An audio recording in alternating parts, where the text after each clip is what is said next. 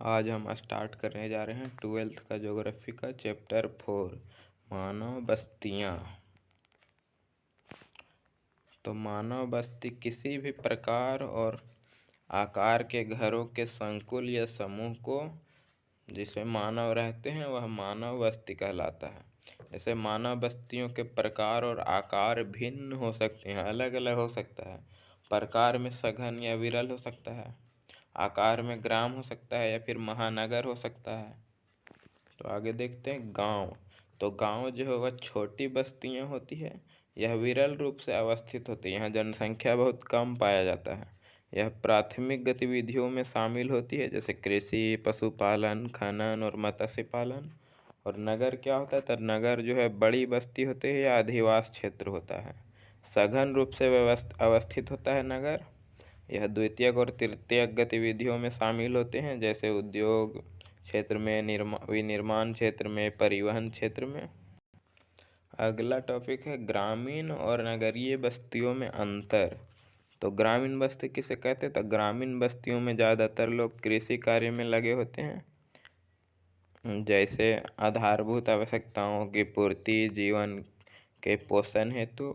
और ग्रामीण बस्तियों में स्वास्थ्य तथा शिक्षा सेवाएं कम होती है। ग्रामीण बस्तियों में सामाजिक संबंध अच्छे होते हैं। ग्रामीण बस्तियों में उत्पादित सब्जी, फल फूल, अनाज आदि जैसे उत्पाद नगरीय बस्तियों की आवश्यकताओं की पूर्ति करते हैं। ग्रामीण बस्तियों के निवासियों में क्षैतिज गतिशीलता कम होती है। अवसंरचना का विकास निम्न होता है ग्रामीण क्षेत्रों में। और जनसंख्या कम पाई जाती है क्योंकि उत्प्रवास अधिक होते हैं नगरों की ओर। आगे है नगरीय बस्तियाँ।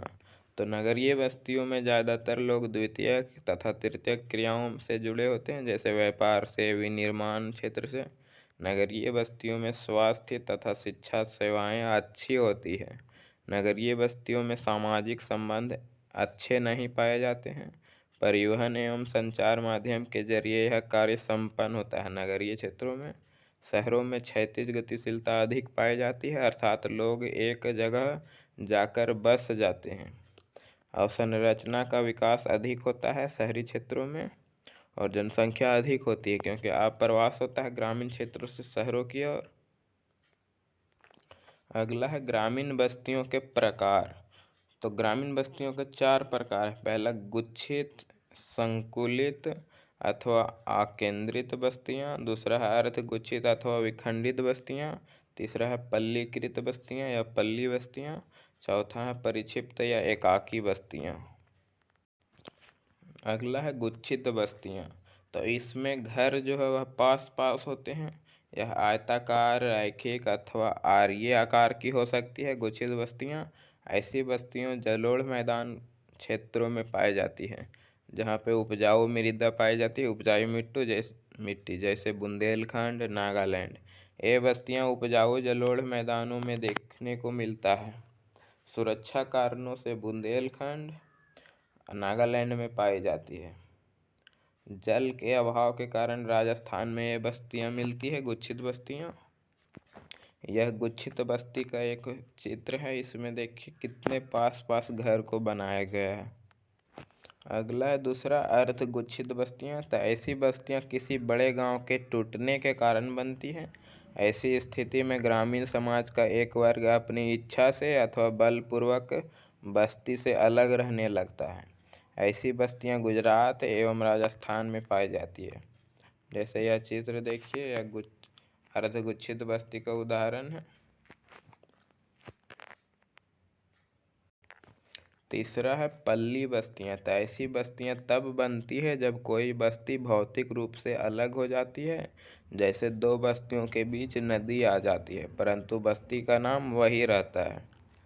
और विभिन्न स्थानों में अन्य नाम है, जैसे पाड़ा, पाना, ढानी और नगला। ये पल्ली बस्तियों के नाम है कुछ। और क्षेत्र कहाँ कहाँ पाए जाते हैं पल्ली बस्तियां? तो हिमालय के निचली घाटियों में और छत्तीसगढ़ में। फिर अगला है एकाकी या परिक्षिप्त बस्तियां। तो यह बस्तियां दूर दूर जंगलों में पाई जाती हैं। इन बस्तियों में घर बहुत दूर दूर एकांत में होते हैं। यह बस्तियां मेघालय, हिमाचल प्रदेश आदि में पाई जाती हैं। पर्वतीय क्षेत्रों में जैसे झारखंड, हिमाचल प्रदेश, उत्तराखंड, सिक्किम और फिर सेवन सिस्टर जो पूर्वी भारत के राज्य हैं सातों, वहाँ पाई जाती है। अगला है नगरीय बस्तियाँ। तो इसमें आकार विशाल होता है, बड़ा होता है, प्रकार या सघन रूप से बसे होते हैं और अनेक प्रकार के कार्यों में लोग संलग्न होते हैं, जैसे आर्थिक प्रशासनिक कार्य में।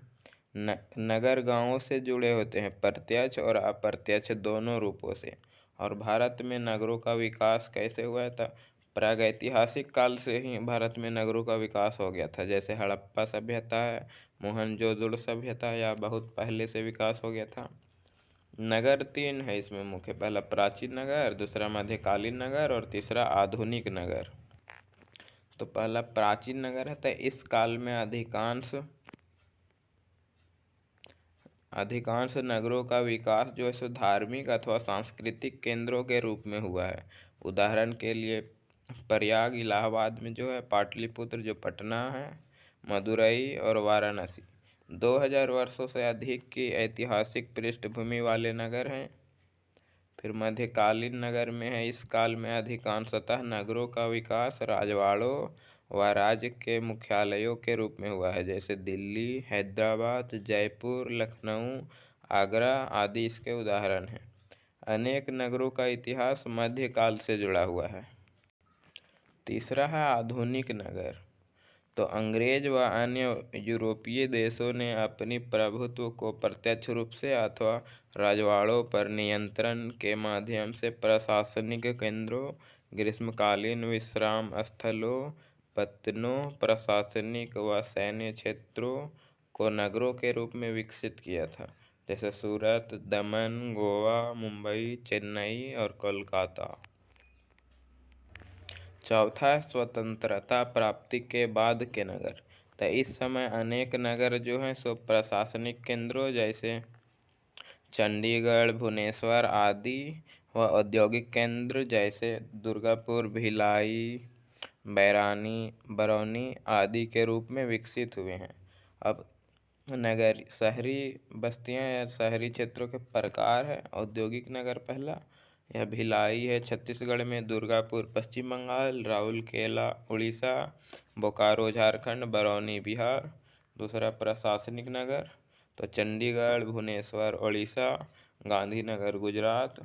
तीसरा अनुषंगी नगर, पुराने नगरों को के ही चारों ओर अनुषंगी नगरों का विकास होता है।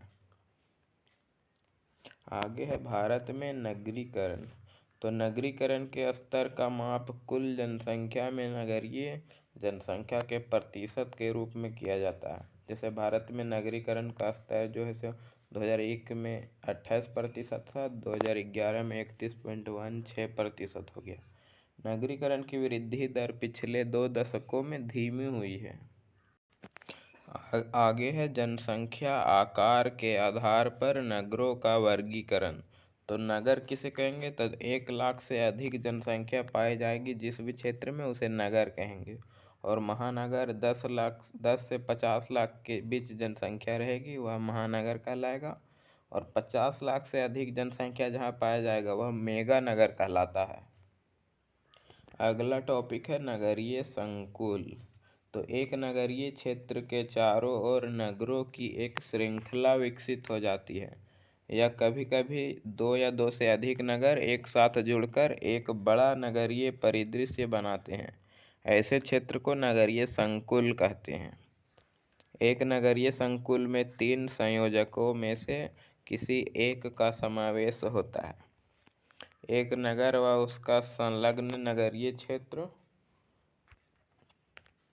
फिर बहिर्बद्ध के सहित अथवा रहित 2 या 2 से अधिक संस्पर्शी नगर, और तीसरा एक अथवा अधिक संलग्न नगरों के बहिर्बद्ध से युक्त एक संस्पर्शी प्रसार नगर का निर्माण। अगला टॉपिक है नगरों का प्रकार्यात्मक वर्गीकरण। तो प्रशासनिक नगर पहला है। तो वे शहर या नगर जहां उच्चतर क्रम के प्रशासनिक मुख्यालय होते हैं, जैसे दिल्ली, चंडीगढ़ आदि, तो ये प्रशासनिक नगर कहलाएंगे। औद्योगिक नगर में जिन नगरों में उद्योगों की प्रधानता होती है, जैसे मुंबई, सेलम, जमशेदपुर, तो यह औद्योगिक नगर कहलाएंगे। परिवहन नगर में कुछ नगर पत्तन के रूप में आयात निर्यात में संलग्न रहते हैं, जैसे कांडला, कोच्चि, विशाखापट्टनम आदि। वाणिज्यिक नगर में कोलकाता, सहारनपुर, सतना, और खनन नगर में वे नगर जो मुख्यतः खनन के लिए जाने जाते हैं, जैसे रानीगंज, झरिया, डिगबोई आदि। और धार्मिक व सांस्कृतिक नगर में ऐसे नगर जो धार्मिक व सांस्कृतिक केंद्र के रूप में विख्यात है, जैसे वाराणसी, मथुरा, अजमेर आदि। और शैक्षणिक नगर में यह ऐसे नगर होते हैं जो अपने शिक्षा केंद्रों के लिए प्रसिद्ध होते हैं, जैसे रुड़की, अलीगढ़, नई दिल्ली, वाराणसी। पर्यटन नगर ऐसे नगर होते हैं जो पर्यटन के लिए प्रसिद्ध होते हैं और यहाँ लोग घूमने आते हैं, जैसे नैनीताल, शिमला, मसूरी, जोधपुर, जैसलमेर, पंचमढ़ी मध्य प्रदेश में जो है आदि। छावनी या गैरीसन नगर किसे कहेंगे, तो जिन नगरों में सेना की छावनियाँ होती है उसे छावनी नगर कहते हैं, जैसे अंबाला, मेरठ। अगला टॉपिक है स्मार्ट सिटी मिशन। तो स्मार्ट सिटी मिशन का उद्देश्य शहरों को बढ़ावा देना है जो आधारभूत सुविधा, साफ तथा सतत पर्यावरण और अपने नागरिकों को बेहतर जीवन प्रदान करते हैं। दूसरा है स्मार्ट शहरों की एक विशेषता आधारभूत सुविधाओं और सेवाओं के लिए स्मार्ट समाधानों को लागू करना है, जिससे क्षेत्रों को प्राकृतिक आपदाओं के कम जोखिम वाले क्षेत्रों के रूप में बनाया जा सके, साथ ही साथ कम संसाधनों का उपयोग तथा सस्ती सुविधाएं उपलब्ध कराई जा सके। तीसरा है इस योजना में सतत तथा समग्र विकास पर ध्यान केंद्रित किया गया है। इस योजना का उद्देश्य एक सघन क्षेत्र पर ध्यान केंद्रित करना है जो एक मॉडल के रूप में अन्य बढ़ते हुए शहरों के लिए लाइट हाउस का काम करे। अगला है भारत में ग्रामीण बस्तियों के विभिन्न प्रकारों के लिए उत्तरदायी भौतिक कारक।